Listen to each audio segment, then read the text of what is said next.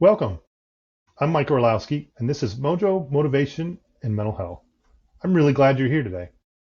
Before we start, it's important to talk about if you're struggling right now with burnout, depression, anxiety, or thoughts of ending your life, please reach out or call 988, the Suicide and Crisis Lifeline. You're not alone, and you matter. Now, today, please make sure you like, subscribe, and share this episode with someone who might benefit. Sharing increases reach, but also our ability to change lives. In today's conversation, it's about what happens when life blindsides you twice. My guest is Rachel Druckenmiller, a keynote speaker, facilitator, leadership trainer, and even a singer-songwriter. For over a dozen years, Rachel worked as a director of well-being and employee engagement, helping organizations fight burnout, disengagement, and workplace stress. In the decade since, she's been blindsided twice and learned how to recover. And today, she helps people trade self-doubt for self-trust, hesitation for contribution, and going through the motions for fully coming alive. We're going to talk about burnout, trauma recovery, finding your voice, literally and metaphorically, and what it means to unmute yourself. Rachel, thank you for being here. Thank you so much. I think this is going to be a really empowering conversation for anyone who listens to it. So I'm really, really grateful. I am also grateful for you and excited about this. I'd like to start with something that fascinates me. You spent over a dozen years as a director of well-being and employee engagement. Your job literally was to help people avoid burnout. And I've been there. I've burned out in jobs before without realizing it at the time. But then you burned out yourself.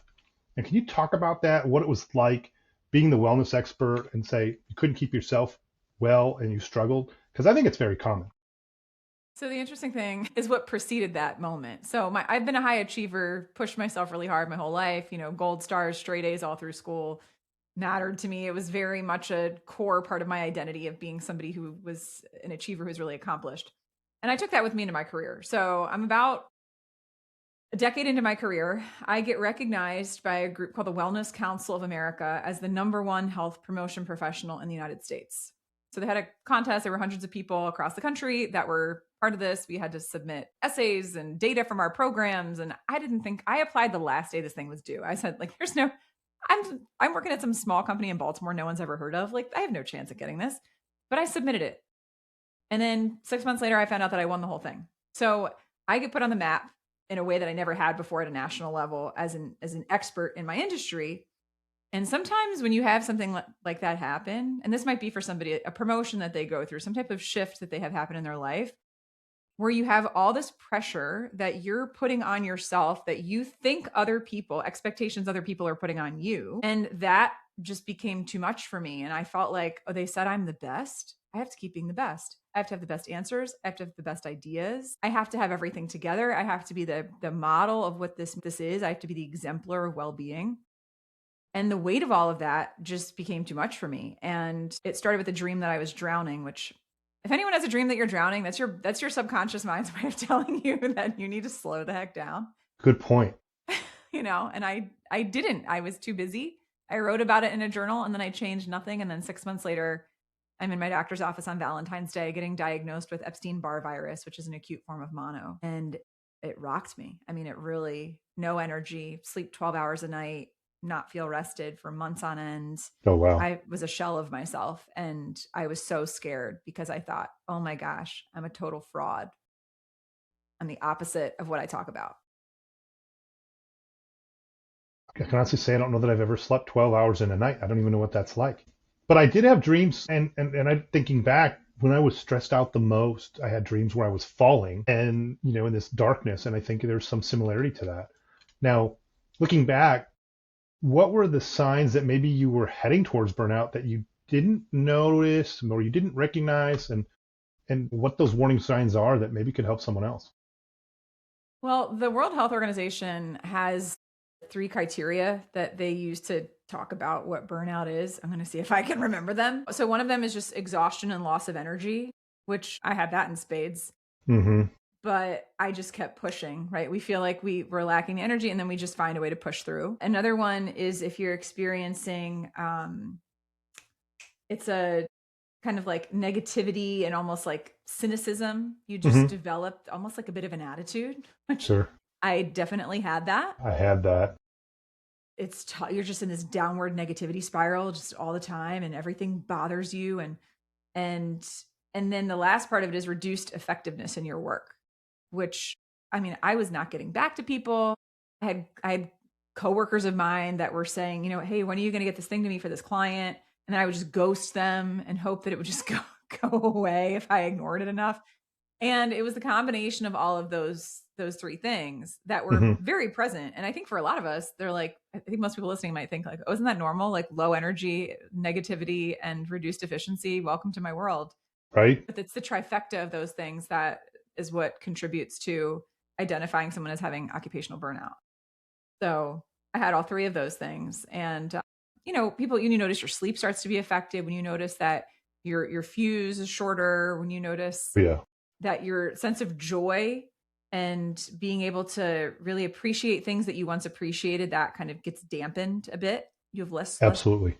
all of that kind of stuff can come up, and all of it came up for me. And I was too busy to be bothered. And so I just kept pushing until I lost my voice and my body said, we're done. You're pausing. The body has a way of telling us when it's time. It does. Now you wrote that for years you muted your joy, silenced your voice, and hustled for validation, afraid of taking up space or falling short. What did that look like in your daily life? How did it show up in the world? I mean, especially in that season, one of the things I remember, a friend picked me up. I was flying to Omaha, Nebraska, and I was going to be doing some sort of work with her company, recording some videos. And we get in the car, she picks me up from the airport, and immediately I start talking to her about like, how do I find a mentor? I went right into a work conversation, and she just looks at me and she goes, "You're always on, aren't you?" And this was right at the height of the burnout, right when I got diagnosed. And I will never forget that she said that, because it was so true. I'm like, yes, I'm always on. Like, what would it look like for me to be off? I don't even know what that version of a person could be. But what I realized in that season of my life is that I had disconnected from the things that brought me joy and the things that made me feel alive. Hmm. I wasn't pursuing anything creatively. I wasn't really writing a lot. I wasn't doing anything with music. I wasn't doing anything to allow for creative expression to emerge. And that's something that all of us really need, whether or not you consider Right. yourself an artist. All of us need creative outlets for our energy to kind of flow through. And I wasn't doing any of that. And I wasn't connected to my friends. I didn't let people in. When I was struggling, I wouldn't tell anybody. I just kept handling more and more, which then led me to disconnect from people and kind of push them away. So no one ever really knew me because I didn't let them know me, and which made me feel more isolated than I needed to feel. And so, I mean, those are some of the things. I lost my voice. I had swollen lymph nodes. I was really sick for a while. There was just a lot of physical symptoms, emotional symptoms, relational things that were going on that just were not working. And it wasn't until I just completely burned out. And I had a friend reach out, I'll never forget, a couple weeks after I got diagnosed. Hmm. A friend texted me, and it said, the text started with the words, "Warning, unsolicited observation coming." Wow. Goody. Right. That's probably not going to be followed by, "I just wanted to tell you how awesome you are." Like that's not typically what follows those words. Yeah. And she said, "You talk all the time about the importance of slowing down and not worrying so much about achievement. You really live life to every inch possible." She said, "Pardon me for saying so, but you don't seem content or fulfilled." Powerful stuff. Yeah. And then she said, "I wish you would believe all the things you share with the rest of us." Because I'd post all these motivational things all over, Instagram and Right. whatever. And she's like, "I wish you would believe what you put out there." And I was talking about, again, feeling like a fraud. I mean, I was so called out, but in a way that I needed to be. I think Right. a lot of us get defensive. We get defended when someone calls something out on us. I know that. We can't hear it, and then we miss the opportunity to learn something. And when she sent that to me, I was in such a vulnerable, open, bottomed out spot in my life that I could be receptive in a way that I previously, if she'd sent that a year before, I probably would have been upset about. But I wrote her back. I said, "You're right. I'm working on it." It was the perfect time. Yeah. Yeah. Yeah. And that's a lot like depression. I mean, when I was depressed, I had a lot of the same approaches, symptoms, reactions. There's a lot of common ground there. And so you're recovering from burnout. You're trying to get out of that rut, if you will. you're rebuilding, and then 3 years later, you literally get hit by a truck. Take me back to that day. How do you not just give up at that point, right? Because that's a big life change. It's a big impact. And then what kept you going? So 2 years after I burned out, I decided to leave my corporate job. So I was in that job for 13 years. I'd started speaking, I'd started keynoting in 2016, and I was like, I really like this and I don't want to do any other part of my job. So I end up leaving my job fall of 2019, start building a business. I had no business plan. My plan was to get business. That's my fancy business Hey, plan. sounds like a good plan. Find people to pay me. And they did, and I worked really hard to I had built up to 65% of my corporate revenue by March of 2020. Nice. And my only source of income was speaking in rooms full of people. So we know where this is going. Mm-hmm. Yes. COVID. Pandemic, right? Yeah. Pandemic hits, 85% of my business gone in a matter of weeks. And I'm the primary earner. My husband's a teacher. He's teaching remote phys ed from our basement. This is in no way ideal for anybody, to elementary schoolers, by the way. My gosh, that's brutal. Like, what do you teach? Yeah. On Zoom. It's like, I don't know, do some jumping jacks. It was laughable. And I had started doing some virtual stuff because I needed to figure out something. And I started to learn how to do that. And then we're out on a run in May 3rd of 2020. We decide, let's take a break, get some energy out on a Sunday afternoon. Mm-hmm. And we're heading up a hill, and he's a few steps ahead of me. And as we approached the intersection, there was a white Chevy Silverado pickup truck stopped in the right turn lane. The light was red, cross signal was white, all signs go. My husband runs ahead of me. We're in conversation with each other. I get to the center of the truck, and I sense in my periphery that it's starting to move. Mm-hmm. And so I turn my body to face it. Like, I put my hands on the hood. I put my hands on the hood like I'm Superman. I will stop you. All 5'4" of me. I'm going to stop a Chevy Silverado. And the driver, I don't know where this guy was looking, but he did not see that I was there. And so he kept turning into the intersection. And so I ended up 2 to 3 feet off the ground, and I'm like glued to the grill of this truck. And, like a bug on a windshield. I mean, I'm stuck. And then I don't know what happened, but he eventually realized there was a person traveling with him, and he slammed on the brakes. And then I flew off, and how I landed caused kind of like a ramrod up in my spine. And so I had a T12 compression fracture, which is right where your diaphragm muscles cross over. So I hit the ground really hard, and I couldn't breathe. And then I looked up, saw my husband, who watched the whole thing happen because he just couldn't do anything. He had turned as he sensed the truck was turning to try to wave the driver off. Yeah. And he brings me over to the side, and then I get rushed to the hospital, and I'm told that I have a spinal fracture. And it was like, people talk about 2020 being a dumpster fire. I mean, let me tell you, like, 0 stars, would not recommend what I had to go through, but it was a doozy. Right. No. And I'm grateful that you're okay, but I can't imagine the mental toll that it must have taken. Dude, here's what I know. What I had gone through 3 years earlier with burning out better prepared me to handle that accident. Mm-hmm. Because what I learned in the wake of the burnout was I need community. I need people around me. I cannot do it all by myself. And so I strengthened friendships during that season of my life. I learned how to connect to joy. I learned how to give my body what it needed, how to honor rest, I had learned how to do a lot of things in the previous experience. And I like to call this the proof in our past. Everybody has something in their past that indicates to them, it's evidence to them that, hey, remember that time where you did the thing you didn't think you could do? Well, here we are in a new thing that you didn't expect, you didn't ask for, that you didn't see coming, literally. You're capable of going through stuff that you didn't think you could get through. And so what I started to do, which was really powerful, a couple things. One, I was already speaking about building hope and resilience in the midst of uncertainty through the lens of burnout when this happened. But then I took a pivot, and I ended up being a student of my own content. So I'm on Zoom giving presentations to hundreds, thousands of people, thousands of people during the course of that year, about how to build hope and find resilience and focus on gratitude and give yourself permission to feel. And I'm sharing all the things with everybody else as I am experiencing them in my own life in real time. And I really think that being in that position helped me get through that season better than I would have otherwise, because sometimes you give to other people what you need yourself. And I had ample opportunities. I mean, week after week after week, I got to do that for other people. And by doing it for others, I was also doing it for myself. And so, I mean, that helped. And I let people support me. Like, I think we have to let people love us. A lot of us are so guarded, We and are. we think, I'm not worth that. I'm not worthy of being loved that way. I'm not worthy of that kind of support. I don't want to inconvenience anybody. I don't want to be a burden. I don't want to be a bother. So I'm fine. Mm-hmm.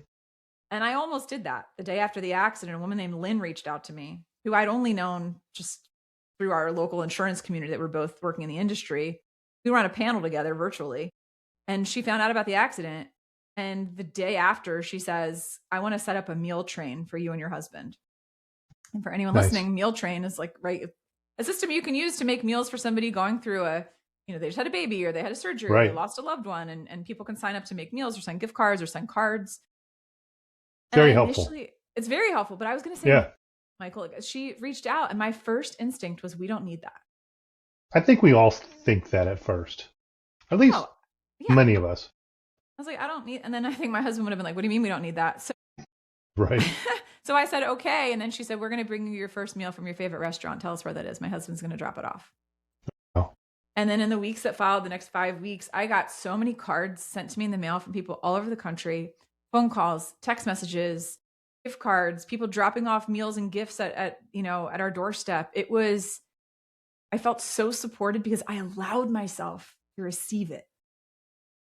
And I think a lot of people that struggle with these different challenges we're talking about today have a wall up and will not let people in. And like, I think if anyone listening to this could hear one message today, it would be, let people in and let people love you. It makes them feel useful. It makes them feel like they're a contribution, and everybody wants to feel like they're contributing to something or someone. So let people in, let people love you. So important. I had that wall for 45 years. Yeah, that's important. Now, as you're recovering, is this when you started to utilize weightlifting to kind of rewire your trauma pathways? I know that it became a really important strength for you, where you went from your weakest to now being your strongest at 41.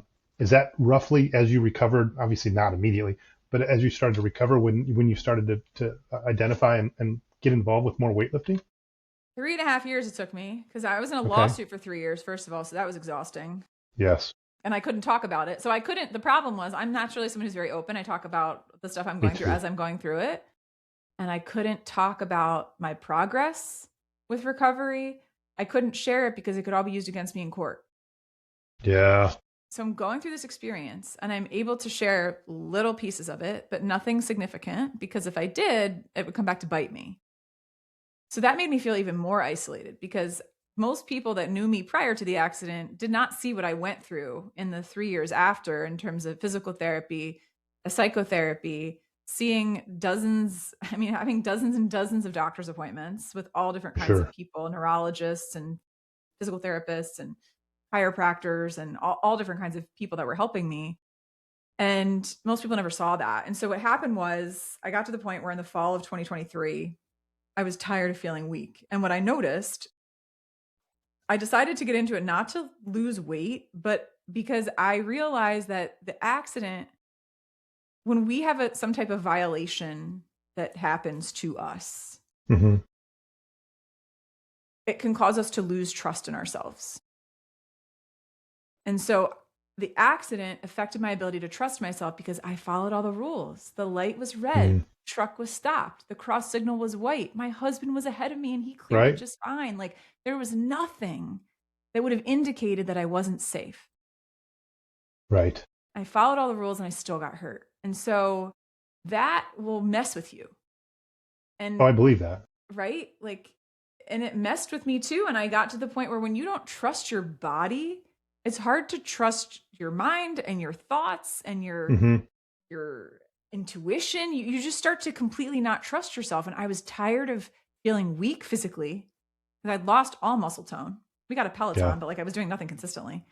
Yeah. And I saw a friend post on Instagram workouts with her trainer. And I contacted the trainer, and I was, you can imagine when you fracture your back, you don't really feel safe to like lift heavy things on your own when you weren't allowed to bend or lift or twist for 4 months and we're in a back brace. Right. You're not going to like try that on your own. And my trainer, her name's Allison. Her motto is, yes, you can. Yes, you can. And she guided me even today. Like when I started, I was doing 10-pound kettlebell rows, Hmm. on a kneeling on a bench. And today I'm doing 40, Yeah. like, Wow. and it, to feel strong physically and to feel like you can trust your body physically affects your ability to trust yourself mentally and in other areas of your life. It's had this incredible ripple effect on my confidence, on how I carry myself, on what I feel like I'm capable of. I mean, it's been absolutely remarkable. No doubt. I mean, I think it knocks so much out of you mentally when you get in an accident of any sort. And it's easy to fall back on the negativity, the sadness, and dwell on the past as opposed to looking forward and finding new strengths. And my wife had went through a surgery, and she said the same thing. I don't feel strong, and I want to get back to being strong. And it's important to do that because it really does impact your mental well-being and your confidence.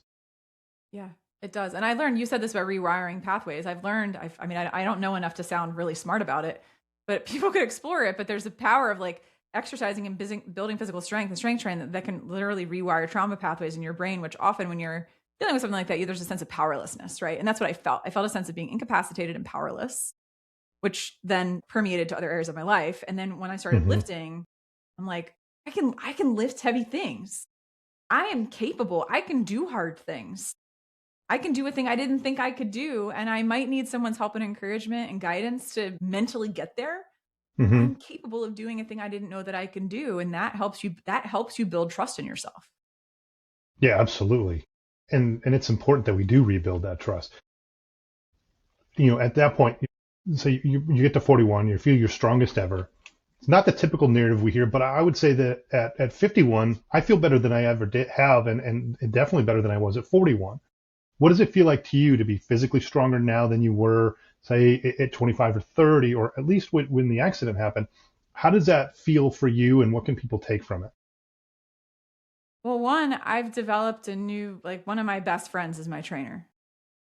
Nice. So I look at this and I think about all the things. Here's what I often ask people to do. Like I did a keynote last week and it was a property management company. And one of the questions I asked, I talk about post traumatic growth.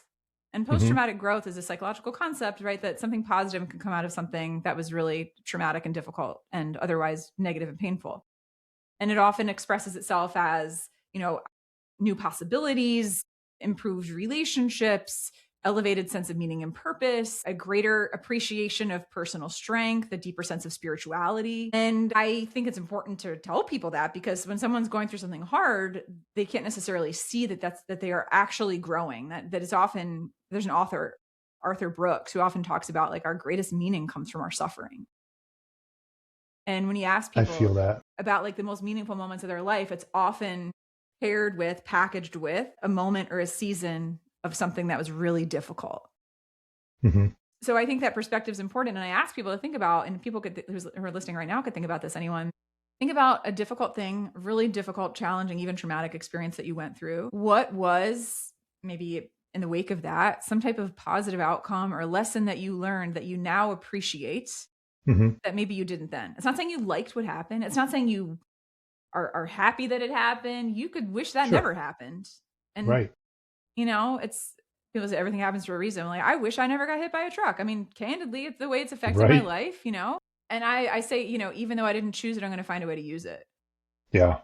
So I didn't choose it. Most of us don't choose the hard things that happen to us, but we get to choose whether we use them or whether we let them defeat us. And I made the decision, I'm going to use this for something good. And I'm going to show people that, like, yes, you can. This thing that knocked you down, that tried to defeat you, you get to define what comes next. You don't have to be defined by that thing that happened to you. And I feel like that's a really empowering narrative for people that are going through difficult situations, of activating a sense of their own agency and capability and power and getting that back. I couldn't agree more. Having been through it on the depression and mental health side, I can see the impact of turning your life around and being grateful and being present, and things that people can take from those moments are impactful even though they don't see it in the moment.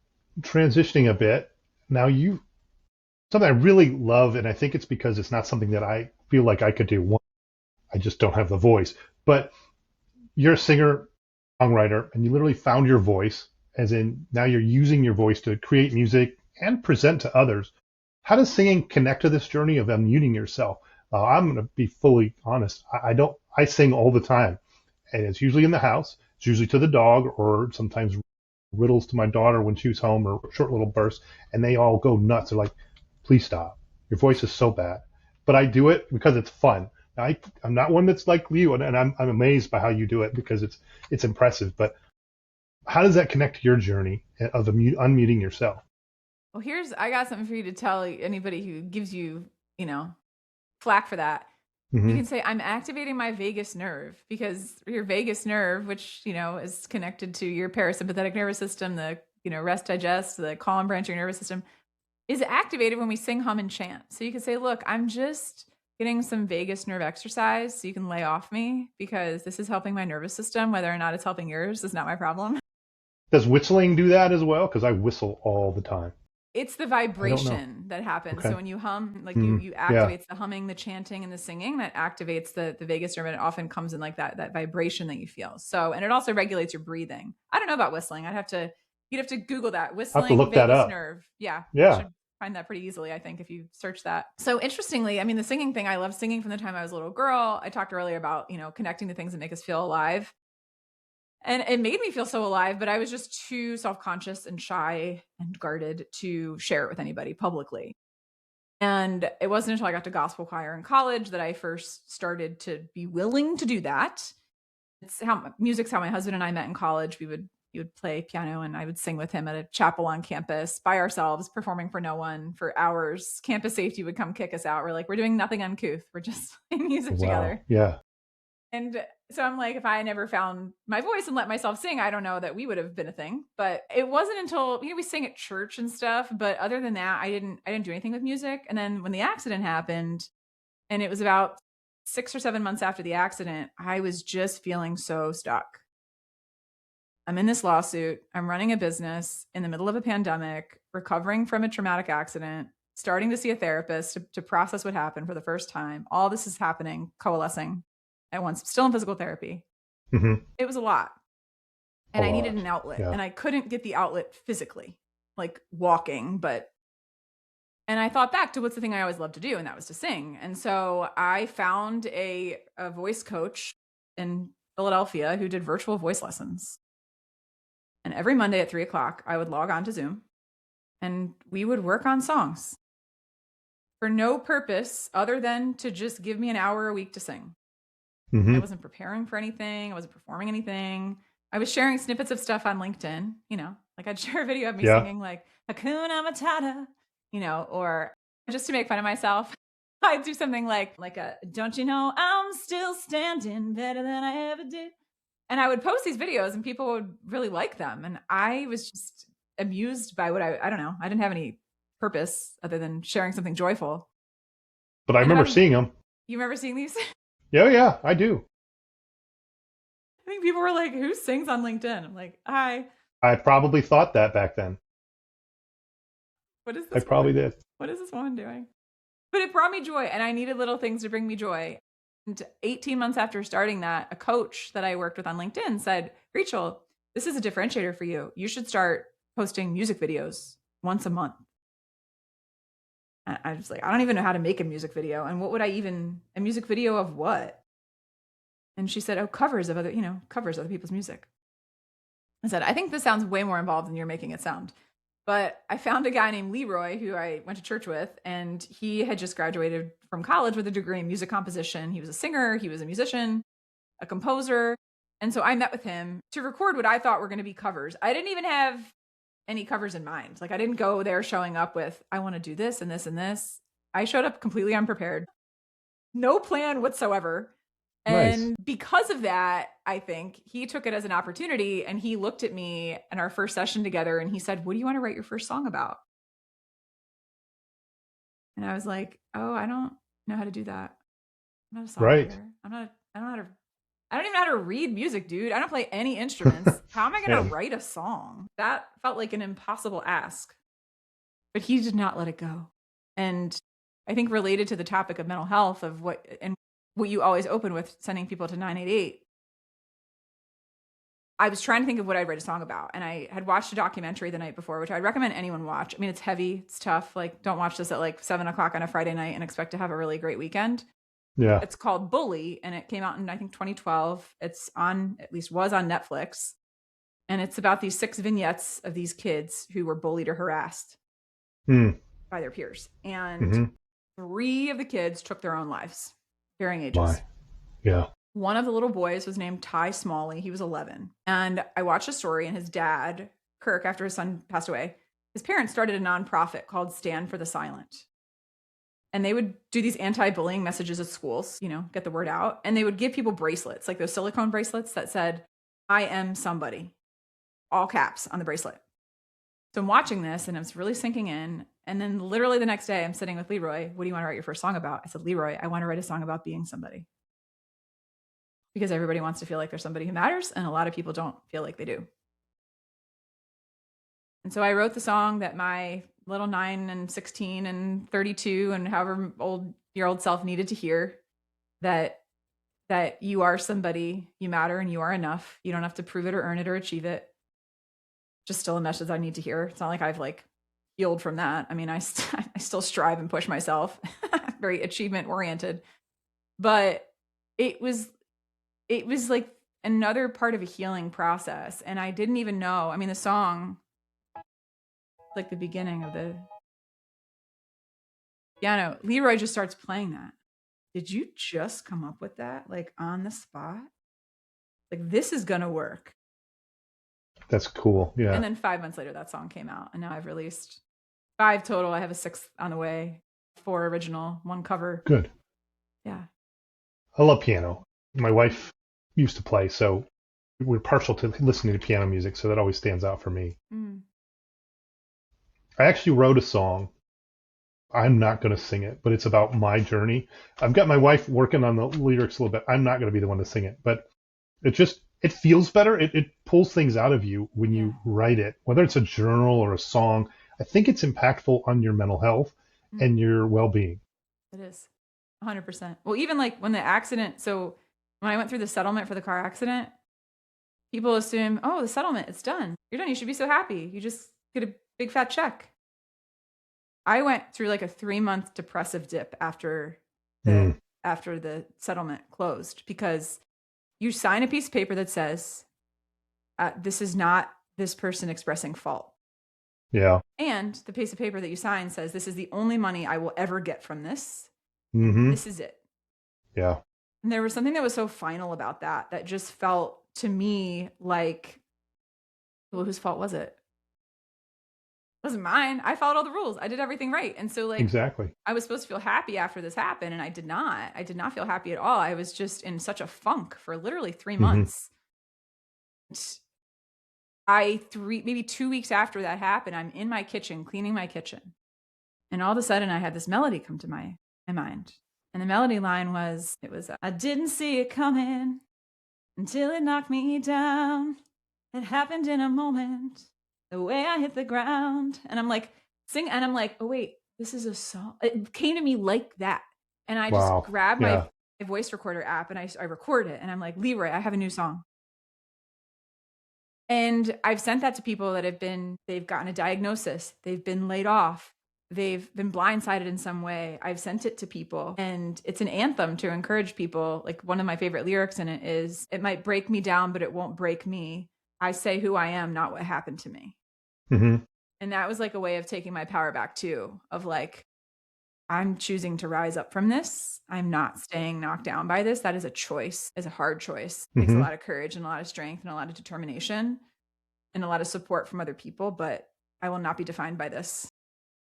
So I write message-driven music that emerges from often difficult circumstances. Which is important. It's powerful. And messages like that resonate with people. So, and that's why it helps others. And I applaud you for doing that. Thanks. Now, you went from meeting yourself to becoming a keynote speaker and obviously developing songs. But now you're literally standing on stages and amplifying your voice. You're doing videos that do the same, and they really touch others. I know you're presenting keynotes that unleash clarity, confidence, and contribution from the inside out. In your words, it's time to live and lead unmuted. What was that transition like? What made you decide to step into that visibility? I applaud you for what you do. It's a powerful message that resonates with a lot of people. Thanks. Yeah, I am a very what my dad calls a very interest-driven person. So if I get locked in on something, I just sort of follow the breadcrumbs. Hmm. And I started getting invited to speak. My first paid speaking engagement, I was 24 years old, and I was fresh out of college. And a professor at my alma mater, who was also a client of ours, who's the VP of HR at her company, I was helping them run their wellness programs. I didn't really know what I was doing. She was one of my guinea pigs because I was figuring out what a wellness program even was at that time. But she really loved him, Julie. She really loved what I was doing. She latched onto everything. She asked me tons of questions. I felt like she really trusted me and valued my input in a way that at 24, I didn't feel like most people did. And she said she was teaching a HR master's course at my alma mater. And she said, I have a unit on workplace wellness. Will you come teach it? And now what I could have done, what a lot of us do when we're asked to do something that we don't feel qualified or ready or capable or prepared or whatever, we decline the Right. invitation. The invitation comes up. Here it is. Here you go. This is for you. We say, no, thank you. And we RSVP, we decline that thing. A lot of us do because it feels safe to do that. And so I I've like done it. Right. you've done that?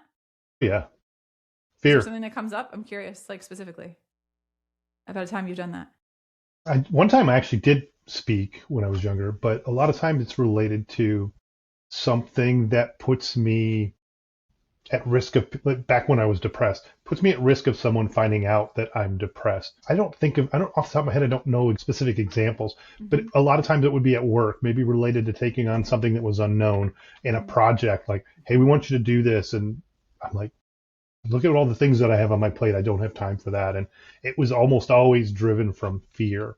Or in those moments, I would kind of be a little bit rude. I mean, I'm naturally direct and obnoxious, but I would be rude in that moment without thinking it through and turn people off enough so that it didn't. They're like, oh, never mind. I don't think we're gonna have you do that because I was afraid to be exposed for the fraud I was because I was depressed and I was sad and nobody knew it. Well, I'm sure that's relatable to like most people listening to this right now. Absolutely, I would I mean, think. right? Like that's well, it's funny Yeah. because as a little like pin in it, I'll come back to that. But I mean, I've surveyed over 5,000 people and I've asked them, to tell me how they're holding back or muting or silencing themselves. And I've taken that data and looked at it to find out what are the key reasons why we do that. And you basically pinpointed all of them in what you just said, because the number one reason is fear. Fear, failure, judgment, rejection, being a burden, not being enough, looking stupid, being wrong. Number one Mm-hmm. across the Yeah. board, regardless of who I'm asking that question to. And the second one's self-doubt and insecurity. Like, what if Yes. do I have what it takes? Like, am I enough? And it's like that Mm-hmm. identity thing. And then it was the lack of confidence, imposter syndrome, and perfectionism. So Nailed them all. that's, Everyone. I mean, I've said everyone. I know. So I'm like, you set that up.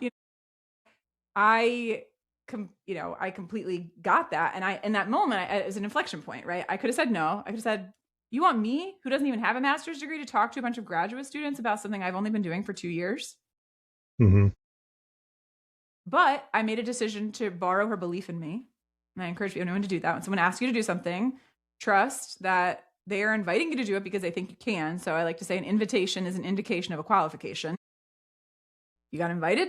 Somebody thinks you're qualified. Borrow their belief in you. Say yes, do it, and prove to yourself that you are capable of a thing you didn't think you could do.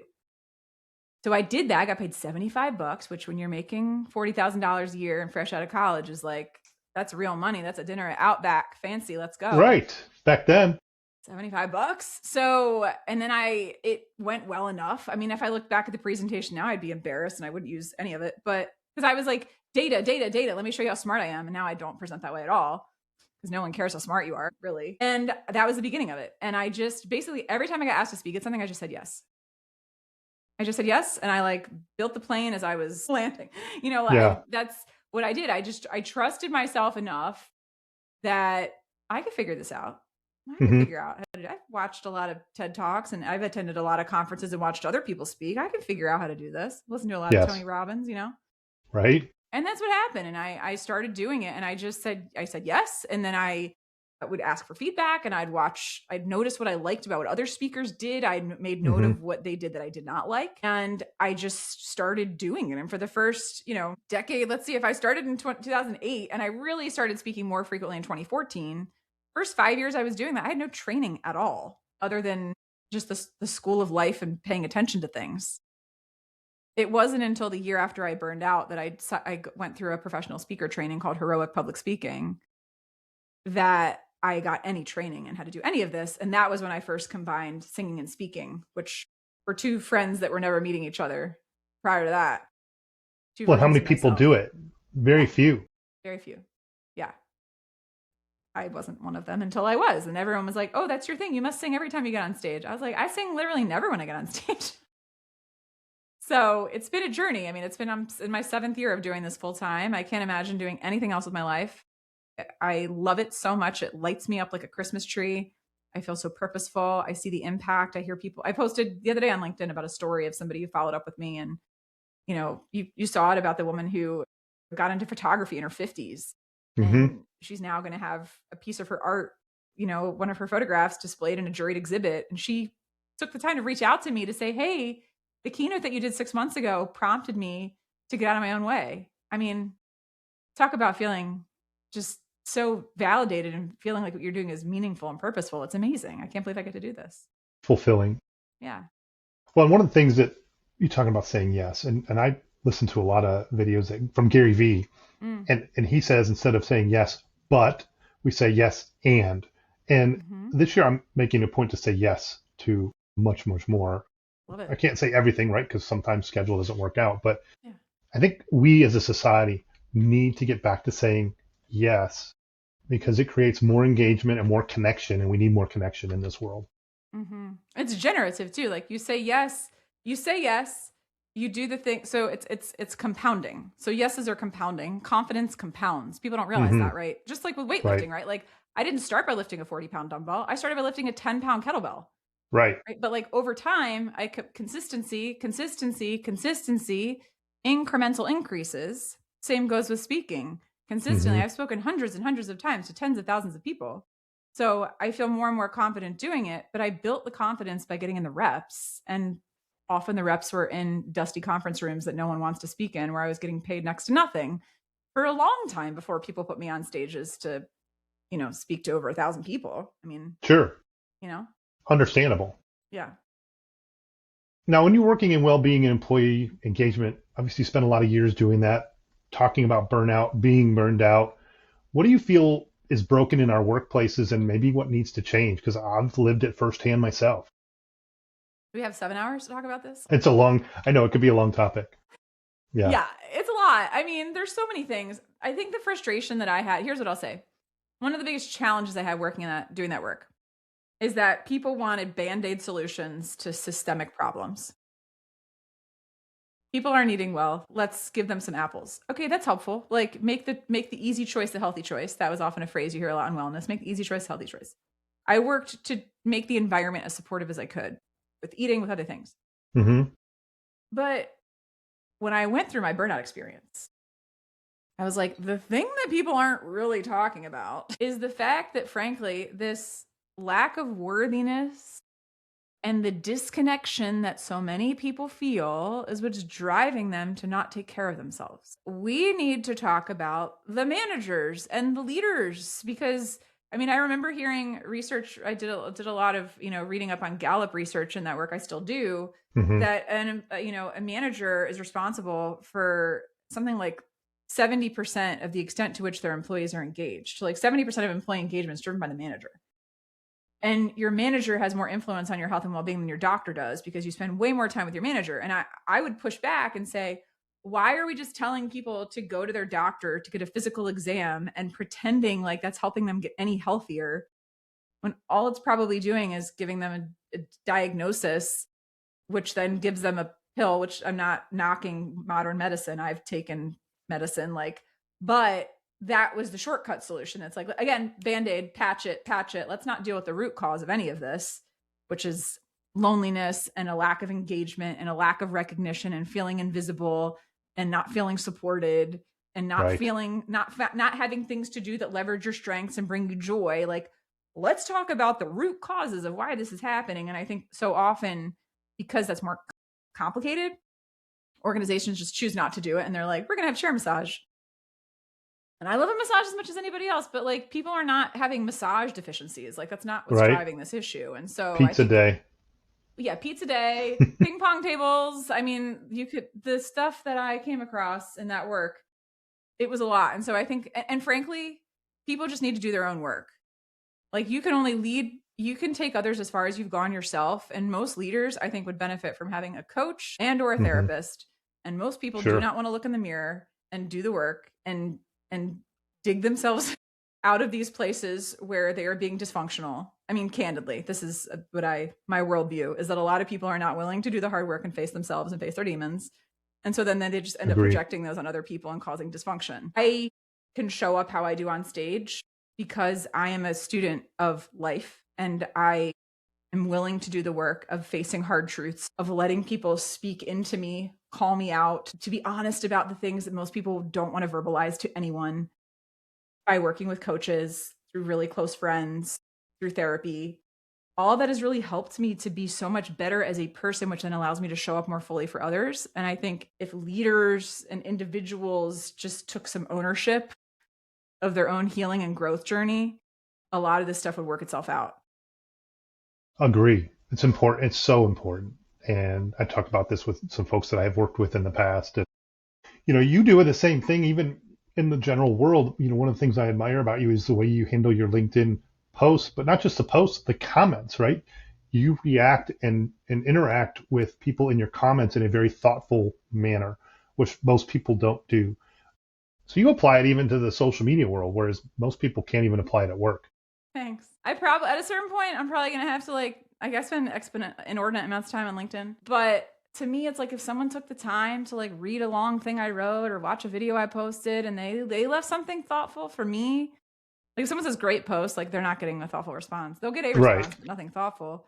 But if someone takes the time to really pour out their heart and soul on something, I'm going to acknowledge that. I just feel like it's the right thing to do. Makes sense to me. It resonates. I don't, at least for me, I remember when you do those things. It stands out because most people don't do that. Yeah. Well, you're thoughtful too, by the way. So it's takes one to know one. Thank you. When you leave a really thoughtful comment, I'm like, I want to honor him. I want to honor his thoughtfulness by responding with thoughtfulness. Yeah. And I appreciate it. I know there's some people out there that probably don't give it a second thought or maybe even go back and look. But to me, it stands out. And I think that's important to recognize the way you are, because it makes you stand out as well. Now, if someone's listening right now, maybe they've muted their joy, silenced their voice, or they're hustling for validation but afraid to take up space. What would you say to them today? What's the first step to them unmuting themselves? So I take people through a process, and we can share this with people afterwards. Okay. I create a methodology called the voice method that helps people do this, get unmuted.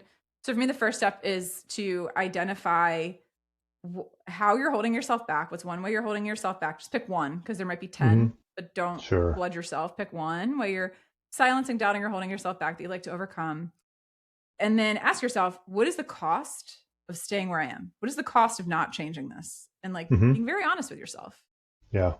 The cost physically, mentally, emotionally, professionally, relationally.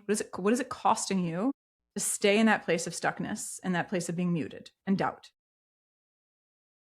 And then the second question I think is really helpful. I'm really big on being non-prescriptive. In other words, giving people a pathway. Here's a journey that you can go on, because I don't know specifically how anyone listening to this is muting themselves, but I can tell you a process that any of you could go on to help get clarity. So first step, identifying how you're holding back, what's it costing you. Second step is asking yourself, this is the opportunity. If it were just right, what would it look like? So you step into a place of possibility. You shift from problem to possibility. So if it were just right, this area where I'm holding back, what would it look like? If it were just right, I would be sharing my voice. If it were just right, I would be making music. If it were just right, I would be singing at some point every day because it brings me joy, right? So whatever that is for you, it's the just right version of whatever the place you're feeling stuck. And then looking inside of yourself and identifying, what are the strengths and capabilities that I have within myself that other people have previously affirmed, that maybe you've been affirmed through assessments that you've taken at work, that maybe it's something that people thank you for a lot, or tell you, they reflect back to you and say, hey, this is something I really value about you. And even asking somebody, hey, can you tell me about a time you've seen me at my best? Anyone listening could do Sure. that. Makes Somebody you sense. work with, Right. tell me about a time. Can you tell me a story? What did you see? What showed up in me? What qualities did you see in me? And so that like really illuminating your own goodness is a part of the process so that you can develop a greater sense of strength and capability. And then really thinking about, well, whose belief could I borrow right now? So I have Hmm. this thing I'm feeling stuck in, this just right version of what it could look like. I've got a little more clarity on what I have inside of myself to do this, but who else can I lean on? Who else's belief can I borrow? I mean, being a part of the Outlier Project, right? This community that we know each other through, there are so many incredible people in that group who have So done many. amazing things, who are so generous, who are willing to share and their journeys, their steps, their processes, their back end systems, Right. all of the above, So and much. their Yes. connections, their network. And so part of it is, all right, whose belief could I borrow? Who could I spend time with? Who's maybe already doing what I want to do, or they're already where I want to be? How can I get in their orbit more consistently and allow that to have a positive contagion on me? And then Hmm. asking yourself, well, what becomes possible in the best case scenario if I go for this and if I stop muting myself and I start showing it more fully? Instead of imagining the worst case scenario, how you're going to fail, how you're going to be rejected, how people are going to judge you, what would it look like if you totally flipped that and said, okay, in the best case scenario, what does this look like if it all goes right? And allow yourself to go there. And that kind of generative energy, your brain will start to want to close the gap between the vision you've created of the just right life and the place where you're feeling you are right now. So that's the process that I would take people through. A lot of internal kind of introspection, asking them some of these really challenging questions, but then allowing yourself to imagine and to step into a place of possibility. As you were saying Outlier Project, I was literally thinking Scott McGregor, I borrowed his belief in me when it came to my story because he knew about my journey well before anybody else. Mm. And people like where you can do it just on posts on LinkedIn, but it allows people like me to borrow that energy and belief for good things. And it's amazing the impact even some of the comments you have in your posts can have. So keep doing that. Oh, I thanks. think that's important. Last question. Yeah. You're living your dream now. You're a keynote speaker. You're on stages everywhere. You're a singer and songwriter. You're helping others uncover their blind spots, eliminate their strengths. And really important is they learn how to ask for what they need and they want, not just at work, but at home. Mm-hmm. You're physically stronger than ever. Your voice is unmuted. What's possible for you now that wasn't possible when you were muted, burned out, and recovering from that accident? Full aliveness, man. Like that's what I'm here at. That's what I'm here to create in my own life and in the life of of everyone I get an opportunity to speak to share something with, is that I want people to walk away. I mean, I just released my speaker reel, and the whole focus of there's two parts of it. The Hmm. guy that did it for me, he said, look, our two goals with this reel is to show people coming alive and to show how the emotional temperature of the room changes. Hmm. And for me, allowing myself to access a range of my own emotions, which is something I did not permit for most of my life, right? I was like, you are the good girl and you have it together and you are never sad or angry. Most of my life, I just didn't. Can you relate to that at all a little bit? Yes, yes, I can. Like, it's hard. It's you're suppressing these natural Yes. parts of yourself, and it's a form of self betrayal.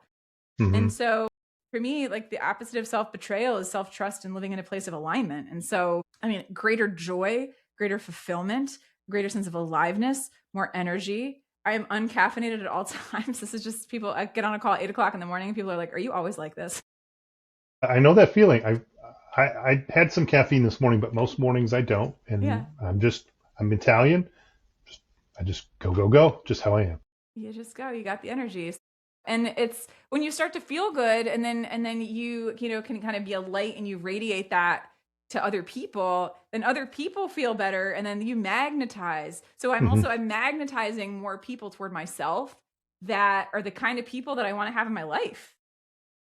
And that's been life-giving, because then that's generative, because you're showing up in a way that is kind of at a certain, almost like a certain frequency of showing up in the world, and then other people Hmm. that are kind of operating at that same level get drawn into your circle, and kind of like with Outlier Project, right? And then you get more of that, and then you all collectively elevate, and it's such an energizing feeling, and once you have it, you want more of it. Yes. Well, and your kindness, your authenticity, and your energy draws more kindness, authenticity, and energy to you as well, right? It's reciprocating. Now, where can people find you? And by the way, your speaker reel is fantastic. I absolutely loved it. Where can people find your speaker reel, find you? Where should they go? Yeah, you can find all things about me at racheldruckenmiller.com. That's the best place because all my social media, like little, links are on there, and my reel and the speaking topics I cover, and my blog and my music. Literally everything's on the website. And then also the best place to hang out is on LinkedIn.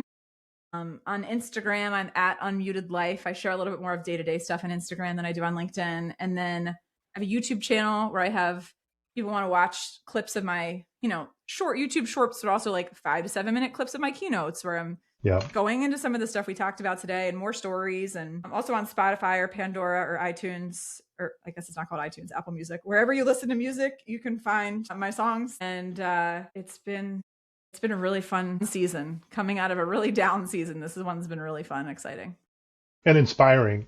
And I have to thank you very much for being here, because your story helps others. And I really appreciate you joining us today.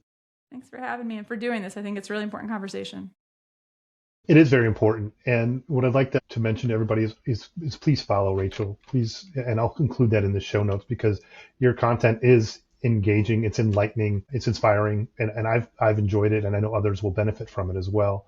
And here's what I would ask others to take away from today is, if you have been muting yourself, find joy, your voice, your truth, because you're afraid of taking up space, falling short. You're not alone, but you can do this. Rachel did it for years, and look at her now. Look what it's done by her becoming unmuted. Keynote speaking, stages, music, singing, and a physical strength like she's never had before. You don't have to wait for an event like getting hit by a truck to change your life. You can actually make a change on the spot starting today. Start small, one conversation where you can say what you actually think, one moment where you can just make small habitual changes. And if you're struggling right now with burnout, stress, depression, anxiety, or thoughts of ending your life, please call 988 or text it, the Suicide Crisis Lifeline. It's important. You're important. You matter. Your voice matters, and the world needs you to be unmuted. I'm Mike Orlowski. This is Mojo, Motivation and Mental Health. Today, choose happiness, choose to be extraordinary, unmute yourself, and get your mojo back.